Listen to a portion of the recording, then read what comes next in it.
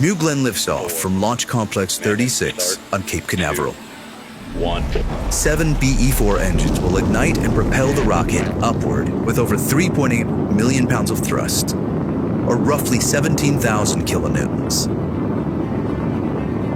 The vehicle will quickly reach supersonic speeds as it climbs through the atmosphere. As the rocket ascends, it will encounter maximum aerodynamic pressure known as max Q at around 40,000 feet or 12 kilometers. This is the point at which the stress on the vehicle is at its highest. Around 3 minutes into the flight, the vehicle will turn off its engines, marking the end of the boost phase. Shortly after, the reusable first stage will separate and begin its journey back to Earth. 2 BE-3U engines on the second stage will ignite and propel it onward into orbit with the payload.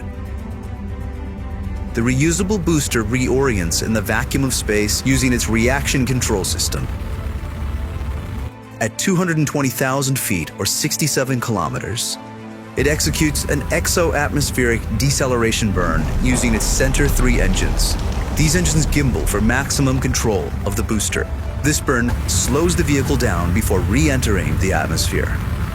As it descends, the booster's strakes and fins work together to slow it down and guide it autonomously back to Earth, landing on a vessel at sea. At around 9,000 feet, or just under 3,000 meters, the first stage begins its final landing burn. The 3 middle engines will light for 20 seconds, slowing the vehicle in preparation for the final descent. The 2 outer engines will turn off, and the center engine will execute the final controlled maneuver onto the landing platform.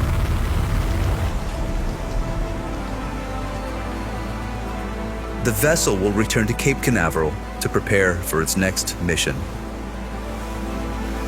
Meanwhile, in space, the second stage will continue to power the payload towards its final orbit. At around 400,000 feet or 120 kilometers, the payload fairings will jettison. New Glenn will deliver an unprecedented range of payloads. Large satellites, dual payloads, orbital vehicles, large constellation dispensers, even moon landers destined to establish permanent human presence on the moon. Once it arrives at its insertion location, the payload will separate from New Glenn's second stage. The second stage can easily maneuver to deliver any payload to any required orbit.